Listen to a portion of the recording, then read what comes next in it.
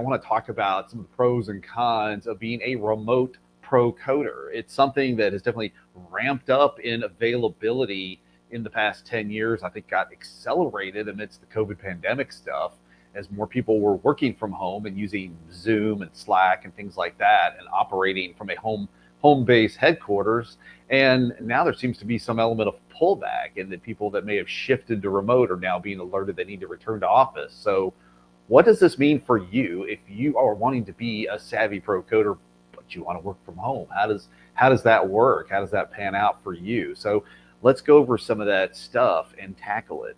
But one thing I want to alert you to is if you throw on a super chat, we may be able to flip to the Magic Disney Cam, or the Disney Magic Cam, I think we're calling it. So let's start off with some of the stuff I've covered in 12 Rules for Pro Coders, my most recent book that's come out.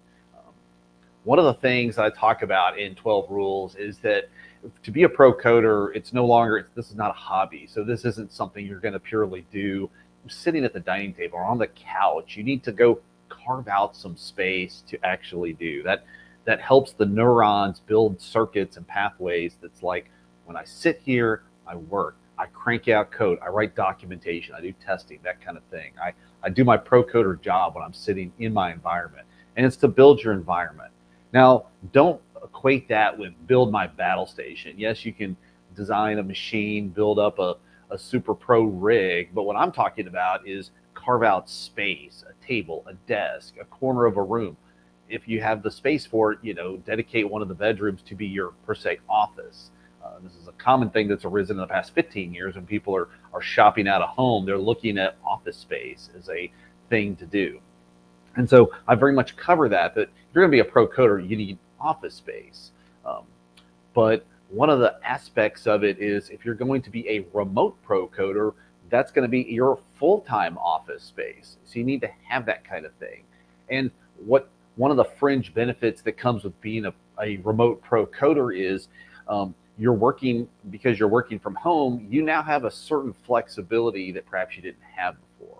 Now, if this is your first gig and you're a remote pro coder, then the trade-offs may not be as quite as obvious to you. But let's delve into that a little more.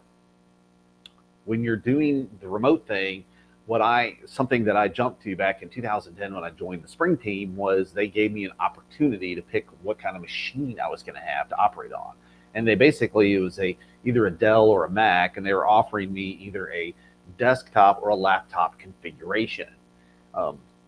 Now, back in the day, and even before 2010, a laptop was sort of associated with the executive type function, like vice presidents and program managers had laptops. They didn't have the hard-nosed coding machines because, back when laptops first emerged, in order to fit them into a smaller form factor, they didn't have as much amperage in them, so they couldn't delve out as much. So if you were a big time full pro coder running compilers all the time, you needed a desktop battle station workstation. But that has shifted drastically. Things like MacBook Pros, even MacBook Airs, I can do to some degree do coding on, especially with the new silicon chipsets. But it's almost like you don't have to go Mac about any laptop in this day and age can be a fully fledged developer's workstation. And I remember going to the 2008 Spring Experience Conference in South Florida at the time and seeing kind of all the Spring teammates before I had joined the team. I could see them holding their laptops while they were discussing things. And I realized in that moment that form factor of I've got my machine, I can float to wherever, I can go travel to a conference and do a presentation, and my workstation is with me. That caught my fancy immediately. So in 2010, when I joined VMware and they said, what kind of machine do you want? I was like, MacBook Pro. I'm all in for that. I'd already moved to desktop Linux as my operating system of choice. And if you actually go look, somebody posed a question on X last week, and I wrote a commentary on my opinion about going with a Mac laptop. You can read it there if you go find me on Twitter or whatever, X. But the first step to me in being a remote developer is thinking about what do you want to do in that environment where you're in control, you have the flexibility, you're not reporting to somebody else's office location. And to me, the answer is laptop. Get a laptop. then you can pick it up. You've got the freedom to say, today I'm going to spend a half a day, I'm going to work at the local coffee shop. That to me is always an appealing thing. There's a nice way to, like, I need a change of scenery. The neurons aren't quite firing today, or at the end of yesterday, I was feeling a little stifled. So a change of environment is what I need today. So I'm going to grab my laptop off my desktop, get in the car, and drive over to the coffee shop.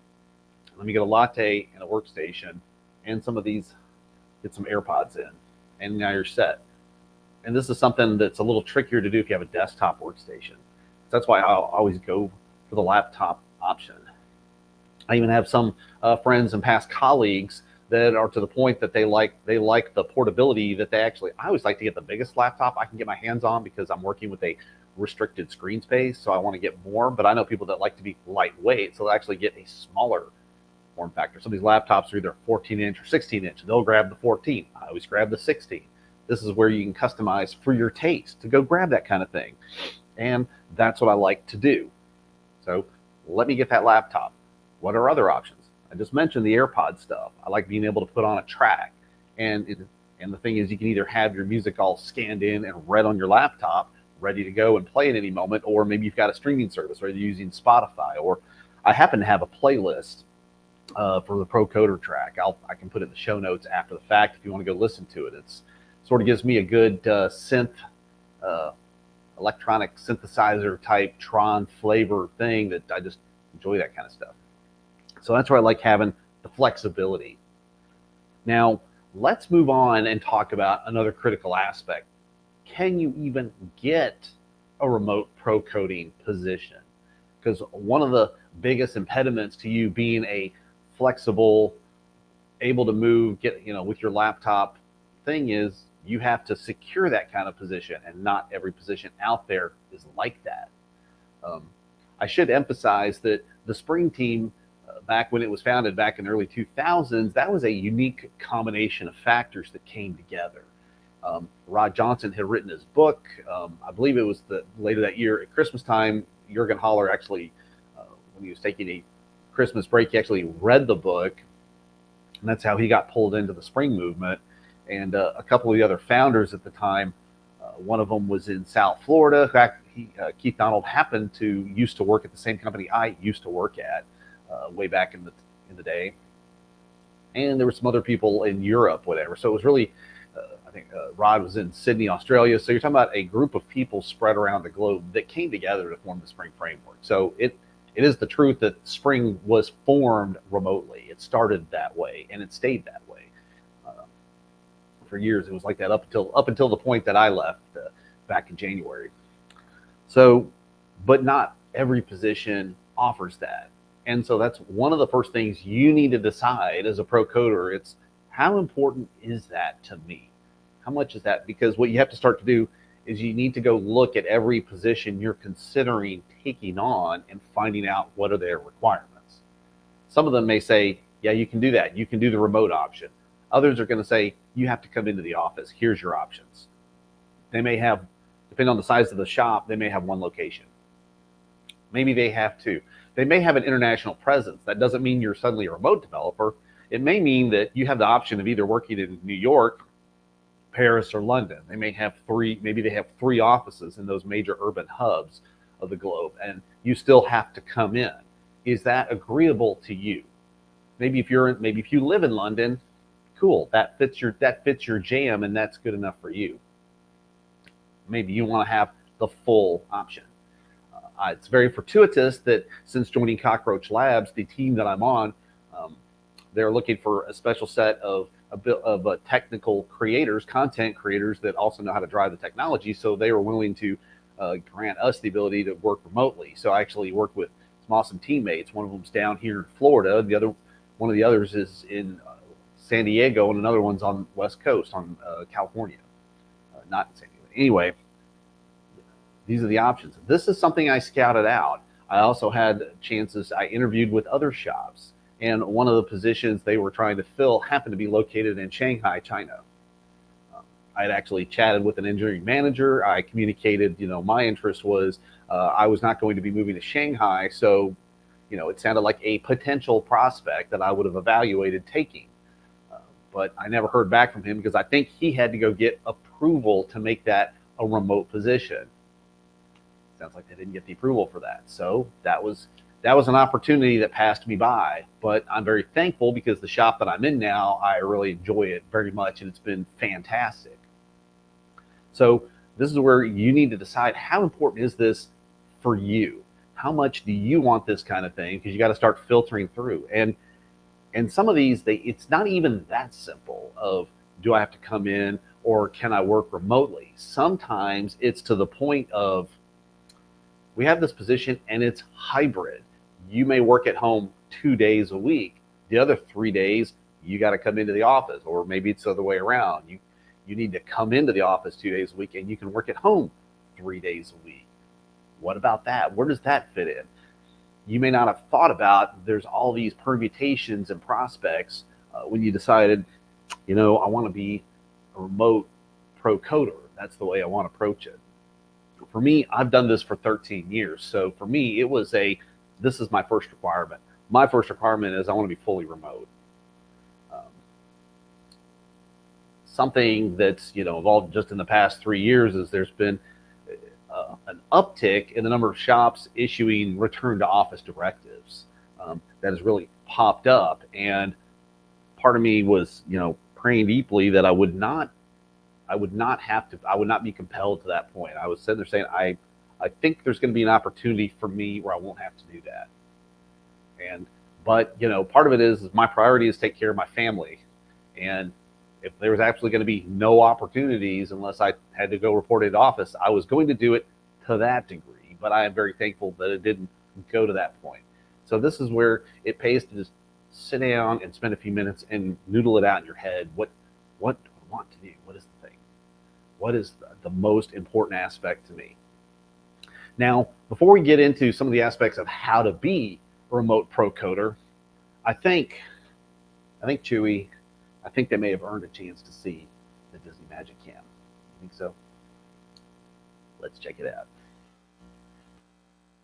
Now, we're set up here in Coronado Springs up in the tower, and this is live broadcasting. If you look dead ahead, you can see the Tower of Terrors, that tower kind of in center frame, slightly to the left, poking up.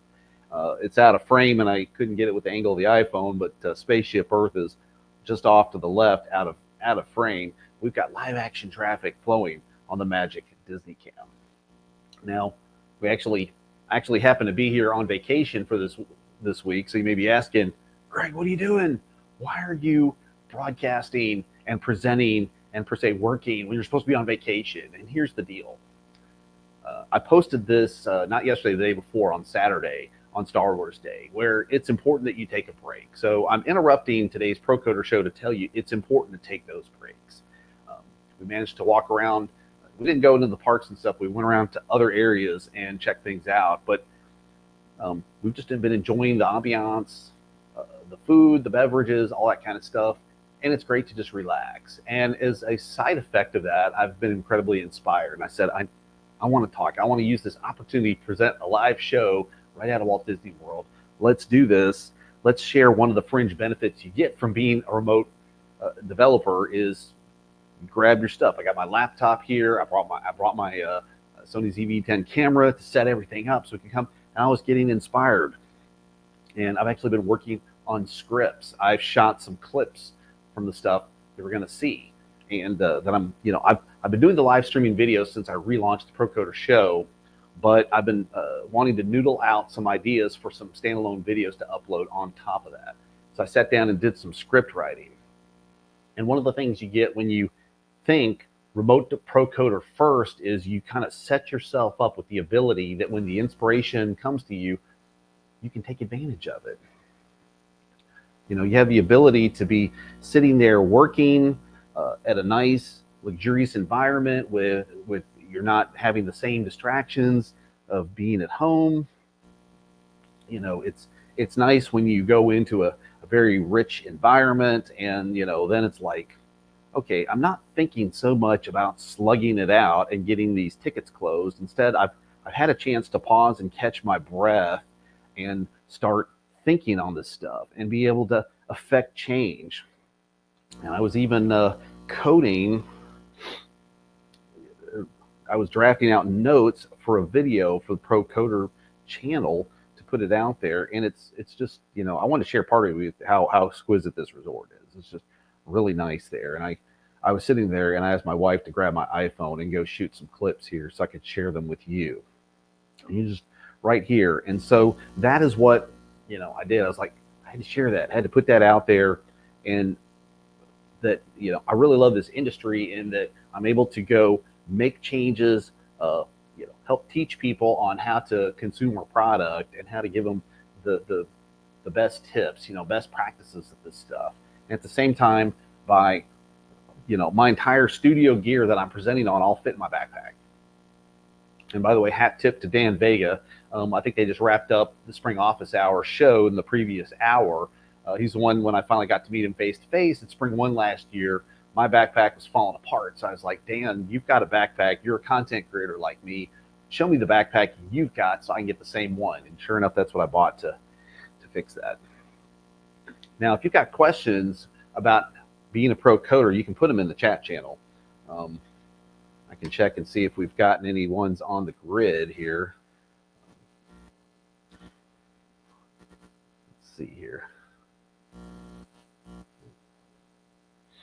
Now, we do have some questions from, if you go to procoder.io/question, you can pose your questions there. We might pick them up in episodes. And we actually have a couple questions, and I wanted to tackle them here. One of them is from Elia Bus, a developer and lead on a team. And his question is, what's your best technique for documentation writing, like design, features, system docs? Any tools you use to keep track, as well as the different code versions? And would you give an example as well? Well, there could be an actual video in this, but I wanted to talk kind of quickly in that, in general, my preferred tool for writing documentation is ASCII Doctor. ASCII Doctor is something that has grown quickly, and I feel in the past 10 plus years, and its creator is a friend of mine, Dan Allen. One of his quotes is, if a Markdown is a first grader, then ASCII Doctor is a PhD student. ASCII Doctor was designed in a sense to replace DocBook, which was an XML-based documentation thing, which I understand XML gives you semantic power, but with all the indentation stuff, it's really not the right fit. ASCII Doctor kind of has feature parity with DocBook, and it has extensively more features than something like Markdown. So a lot of tools move to adopt Markdown instead of having to write markup language, HTML. And so things like GitHub started with Markdown and all the comments everywhere, so you wouldn't have to be using tags and stuff like that. But you quickly discover Markdown has a lot of limitations to it. So I like writing stuff in ASCII Doctor. The other piece is, with ASCII Doctor being pure text compared to something like a Microsoft Word document, I like having that checked in and under source control. Now, there's a couple different ways you can do that. Either you have the documentation in the same repository as the source code, hence that published version of your documentation matches that version of the software, or you can put all the documentation, maybe you have multiple modules and you want to consolidate the documentation, you can put all of the documentation in a separate repository.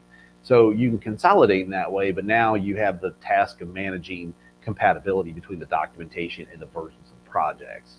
And generally, I tend to lean towards, I would rather have the documentation live with the source code. ASCII Doctor brings you then the opportunity to have code blocks pulled in from the source code. So I can actually have fragments that point to where the source code is. And if I break something in there, if I flub it, or if I change the code and it didn't update the documentation, it will reflect that in the next rendering. And either I, somebody in our team, or somebody in the user community will spot that and bring that to our attention, and we'll fix that. And so I really like ASCII Doctor. There's lots of extensions if you need to do things like math equations or UML diagrams. If that's your fancy, you can do that kind of stuff. Now that's talking about the tools, but I also like that there's other dimensions of documentation, like a best technique for documentation writing.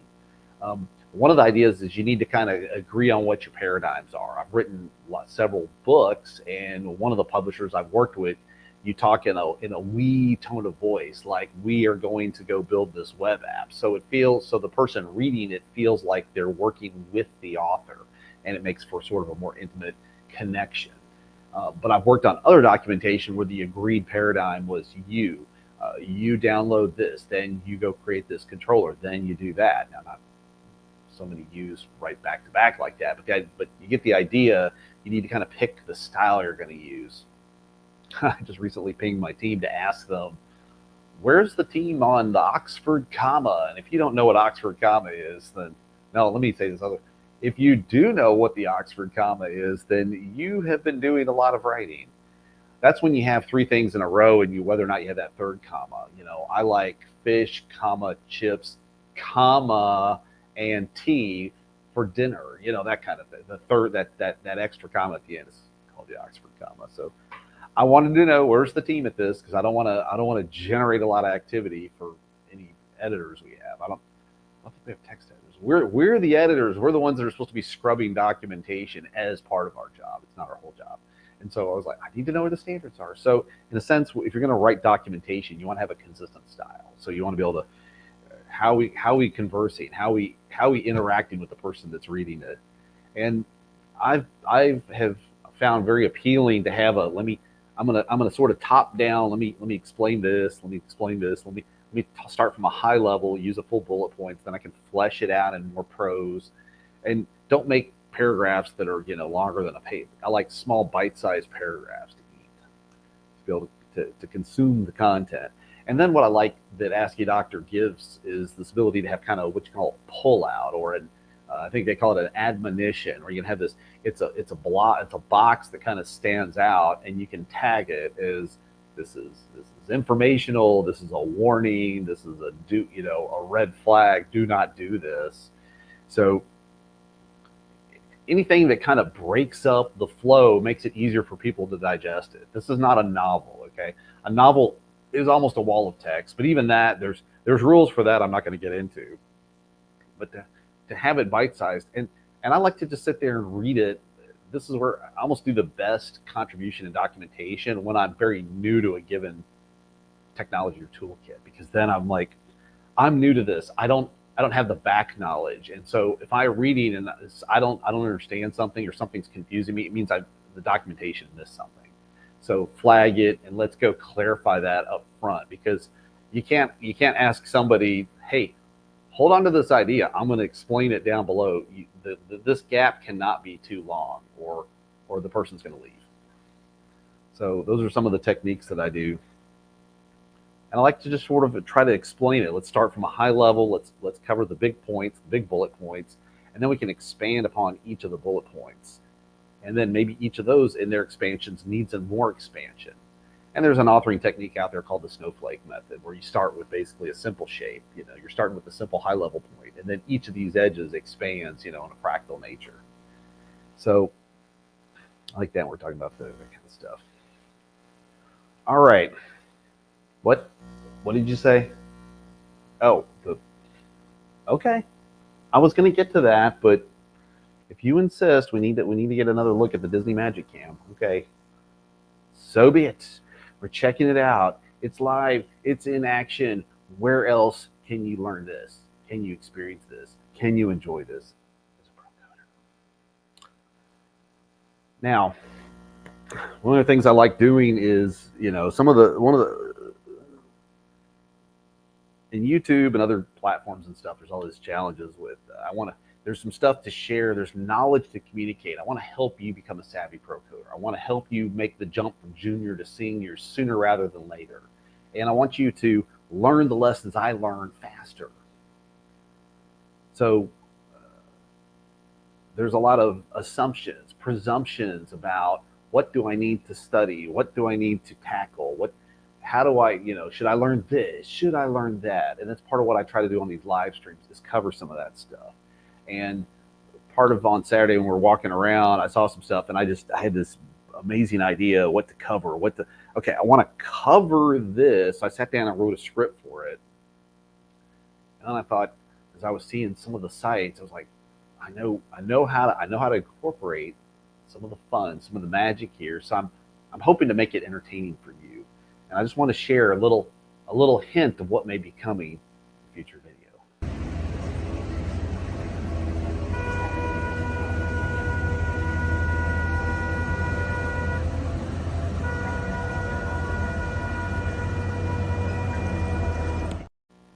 In the land of pro coding, there's a lot of moving parts.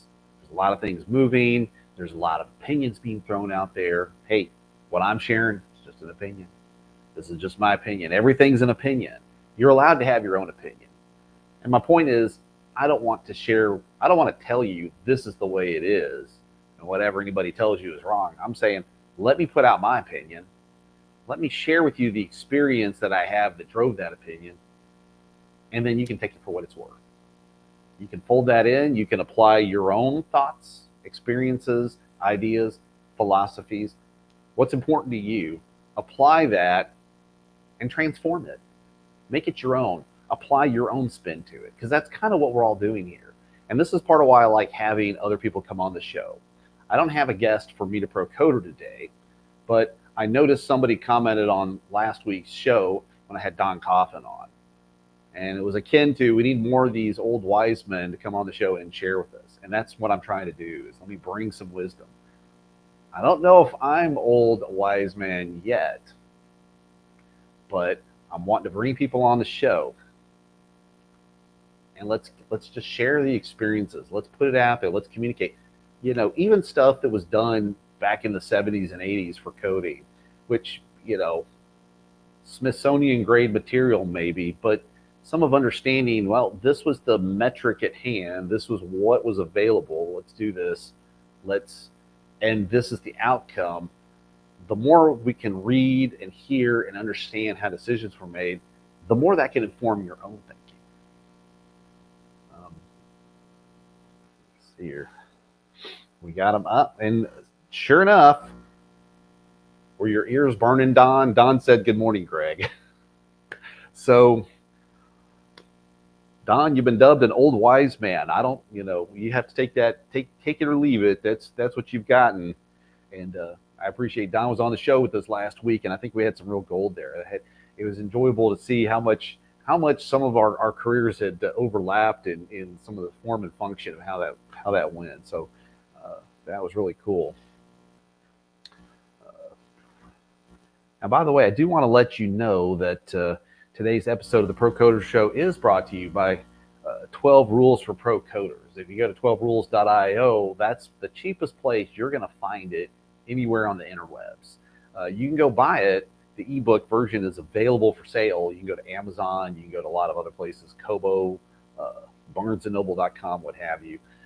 But if you want a super steep, if you want the discounted price, you can go to 12rules.io, and there's actually an opportunity to get in on the ground floor for the audiobook and the video. I haven't produced those yet. I'm having to gear up and get ready to do that. But the person that's going to do the audio for that, it's going to be yours truly. So check it out and grab your copy today. All right, Don. Don says, "I'll take it as a compliment, and thanks for having me on last week." I figured that might be the case. I think Don's got a great sense of things, and the person that mentioned that, I think they were very appreciative to have. Let's get the wisdom in here. There's a million blog articles out there, how to build a web controller, how to lock down your service with OAuth 2, and that's great.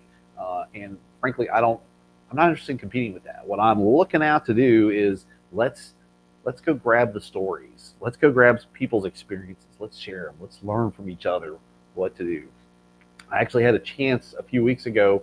I went down to visit my parents, and I brought my gear to help record some of my mother's stories from back when she was like 5 years old. But I had a chance to go chat with a university professor that had been a family friend forever, and he actually helped me in grad school. I actually worked side by side with him, and he taught me a lot about real-time control systems, which is the subject of the thesis for my master's degree. And he came over to visit, and we chatted for about 2 hours. And in one of his comments, he says, I want to share with you a story. I've got another story. All I've got are stories. Now, he had said that in a self-deprecating tone, as if he had reached an age where he didn't have more to share than stories. But to me, what I thought was, when I get to his age, I hope that I have a lot of stories. I hope I'm full of stories to share with other people. Because to me, and I wrote that in an article that I posted on LinkedIn and some other places, was that's part of what connects us all together as humans. That's what helps tie us together. So to me, the stories are some of the most important things that we need to do. And so that's why I want to go and connect with pro coders. That's what I mean. What is the big deal with going to in-person conferences versus the virtual ones? We all remember attending virtual conferences when the lockdowns happened and stuff like that. The content is in the sessions that you go to, that's for sure, and you're getting that in the virtual conferences. But what everybody was realizing they were missing was all the hallway conversations. You give a presentation, then after that, you're in the hallway chatting with people about what you did. People are giving you their take on it. People are like, "Oh yeah, I did that. That was cool. I remember I did that," or I interacted with that. And it's those stories, those back and forth moments, those experiences that actually make the conferences gel. That's what really, really, really kicks it into overdrive. And I think that was a little of the basis for the unconference, was instead of getting hung up on topics and schedules and logistics, let's carve out space and let it organize itself, because all the stories and interactions is what's going to connect people the most. And so, I heard that and I thought, I love the sound of that. You want to hear another story? All I've got are stories. And that's what I want to bring here. That's what I like, that YouTube gives me an opportunity, and now LinkedIn, Twitter, X, whatever. And don't forget Rumble. We're also, you can catch the Pro Coder Show on Rumble. All these places give a chance for us to put stories out there. I can share the story. I can communicate how much fun I have sitting there, and we'll roll again while I keep talking. But I love being able to, let's go to a nice resort. Let's relax. Let's sit there and do some writing. Let's let those creative juices kick in, and let's see if I can curate another story. In this case, what's the best thing you need to do, to try to get yourself out there, to get your career off the ground? What's some of the best tactics you can use? Let me share some of the fun moments that I've had, and maybe it'll help you out. Maybe it'll inform you. Maybe it'll give you a leg up that perhaps I didn't have back in the day. So that's what I want to do when we come here. Okay, what is it? Yeah, you think so? Okay. Let's give a good additional glance on the Disney Magic Cam as we check out the Tower of Terror at Coronado Springs, broadcasting from the tower. All right. Well, I want to thank everybody for coming out for today's episode of the Pro Code Show. This is the proof it's a live stream and not a recorded video. Thanks for turning out for today's episode of the Pro Coder Show. Now, I want you to go out there and be professional.